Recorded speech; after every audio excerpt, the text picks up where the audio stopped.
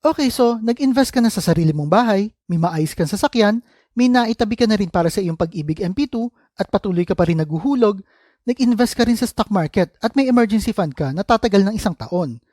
Di mo rin nakalimutan kumuha ng health at death insurance at para sa mga di inaasang pangyayari ito. So nag-iisip ka, ano pang ibang paraan para makapag-invest? Kaya sa video na ito, magbibigay ako ng mga investment ideas na pwede mo subukan. Panoorin mo ito hanggang huli at ibibigay ko yung isang investment na di pinag-uusapan ng karamihan ng mga tao. Kaya simulan na natin. Sa pagitan ng January at April 2024, ang presyo ng ginto bawat gramo ay tumaas mula 2,124.52 centavos hanggang 2,005.67 centavos. Ito ay nangangahulugan na ang presyo ng ginto ay tumaas ng 81.15 centavos sa bawat gramo sa loob ng 4 na buwan. Ang pagtaas na ito ay pinapakita lamang ang positibong paggalaw ng presyo ng ginto. Ang pag-i-invest sa ginto o God's money ay tinuturing na mahalaga dahil sa maraming kadahilanan. Una, ang ginto ay may mataas na likas na halaga o pangmatagalang kinikilala bilang isang uri ng safe haven para sa mga asset lalo na sa panahon ng economic crisis. Ito ay dahil hindi ito direktang na impluwensyahan ng mga government policies at ng pabago-bagong halaga ng perang papel. Ikalawa, ang ginto ay kaya mapanatili ang halaga nito sa mahabang panahon na nagbibigay ng proteksyon laban sa inflation at pagbaba ng halaga ng pera. Ang pangatlo, ang ginto ay maaari magbigay ng diversification sa isang investment portfolio na tumutulong sa pagbabalanse ng risk dahil karaniwang hindi ito sumusunod sa parehong trend tulad ng ibang assets tulad ng stocks at bonds. Kaya maraming Pinoy ngayon ang mas pinipili mag-invest sa asset class na ito. Trivia muna tayo. Ang ginto ay minsang tinutukoy din bilang God's money dahil na rin sa historical value nito. Sa buong kasaysayan, ang ginto ay kinikilalang simbolo ng yaman, kapangyarihan at prosperity ng iba't ibang sibilisasyon at kultura. Hindi ito katulad ng fiat currency o mga papel na pera na madaling manipulahin o babaan ng halaga ng pamahalaan. Nananatili na may halaga ang ginto sa paglipas ng panahon at naglilingkod bilang isang mapagkakatiwalaang imbakan ng yaman. Ang terminong God's money ay nagpapakita ng idea na ang ginto ay lagpas sa kontrol o manipulasyon ng mga tao. Ang pangalawa, farmland. Sabi nga ni Mark Twain, buy land, they're not making it anymore. Isang magandang investment talaga ang pag-i-invest sa lupa, lalo na kung ito ay pwede mong tamnan ng mga halaman, pag-alagaan ng mga hayop o parentahan. May ilang advantage ang pagbili ng farmland. Una, may potensyal ito magbigay ng mataas na return on investment dahil sa tumataas ang pangangailangan sa pagkain at mga agriculture products. Ikalawa, ang pagmimay-ari ng lupa ay nagbibigay ng tangible asset na kadalasang tumataas ang halaga nito sa paglipas ng panahon na nagbibigay proteksyon laban sa inflation. Ang pangatlo, ang farmland ay pwedeng gamitin sa iba't ibang paraan mula sa tradisyonal na pagtatanim ng mga halaman hanggang sa paglalagay ng mga bahay bakasyunan o yung paglalagay ng mga solar panels na pwede maging source ng renewable source of energy. Sa kabuuan, ang pag-invest sa farmland ay isang praktikal at kapaki-pakinabang na paraan upang magtayo ng isang matatag na portfolio para sa iyong long-term financial goals. Ang pangatlo, social media following. Palagi ko nga sinasabi na money goes where attention flows. Matagal na itong konsepto ng marketing na pinalawak lamang ng social media. Habang dumadami ang nakakakita kasi ng produkto mo o nakakakilala sa iyo na handang sumuporta, mas marami ang posibilidad na magtuloy-tuloy lang ang pasok ng pera sa iyo. Sa madaling salita, ang atensyon ng mga tao ay nagiging daan upang mapalago ang iyong kita. Sa pamamagitan ng social media, ay mas nagiging madali at mabilis ang pagkilala sa mga produkto mo at sa mga serbisyo na may mas malawak na audience na nagre-resulta pa sa mas malaking kita. Isang magandang halimbawa lamang dito ay si Diwata at ang kanyang pares overload.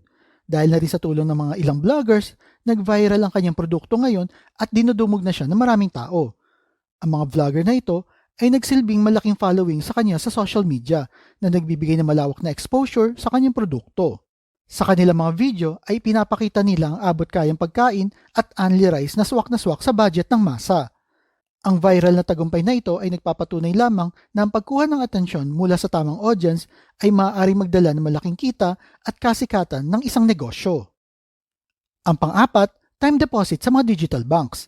Kung may emergency fund ka naman at nakatabi lang ito sa bangko at natutulog lang, bakit di mo subukan mag-open ng account sa mga digital banks tulad ng personal na gamit ko like Maya at Tonic? Ang base interest ng Maya ay 3.5% Ngunit kung gagamitin mo din naman ang account mo, pambayad ng mga bills o pagbili ng load sa cellphone, ay pwedeng tumaas ang interest nito up to 10% per month. Ang Tonic Bank naman ay nagbibigay ng interest rate na hanggang 6% sa kanilang time deposit accounts. Bukod dito, madali ang pag-process ng pag-open ng account sa mga digital banks dahil ito ay online lang lahat. Hindi mo na kailangan pumila na mahaba sa mga physical branch. Sa ganitong paraan, ay mas mapapakinabangan mo ang emergency fund mo habang iniipon mo ito. Marami pang ibang digital banks ang pwede mong gamitin tulad ng GoTime Bank, C-Bank, OwnBank at marami pang iba. Pero so far, itong dalawa lang ito ang nasubukan ko. Ang panglima, digital currencies. Di naman ako expert dito pero para sa opinion ko, ang cryptocurrencies, although madalas gamitin sa mga scam, ay isang magandang asset class. Ang mga digital currencies kasi tulad ng Bitcoin, although volatile o mabilis tumaas o bumaba ang presyo, para sa akin ay magandang parte ito ng iyong investment portfolio. Basta iwas ka lang sa mga meme coins at focus ka lang sa Bitcoin. Pero di ka naman ibig sabihin na mag-invest ka ng malaking pera dito. Mag-invest ka lang kung magkano ang kaya mo mawala sa iyo. Di rin ako trader, pero ang ginagawa ko lang ay bumibili ako ng coins tuwing market crash at naghihintay akong tumaas ang value nito tuwing bull run.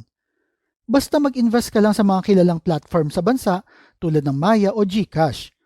Umiwas sa mga nagmemensahe sa iyo sa mga Facebook group na hinihikayat ka mag-invest dahil karamihan talaga dyan ay scam lang. Ang pang-anim, pagkakaroon ng side business. Bakit ko nga ba sinabing side business? Mahirap kasing sumugal sa negosyo dahil di naman lahat ng negosyo ay nagiging successful. Di naman pwedeng bigla ka nalang aalis ng trabaho para magsimula ng isang negosyo.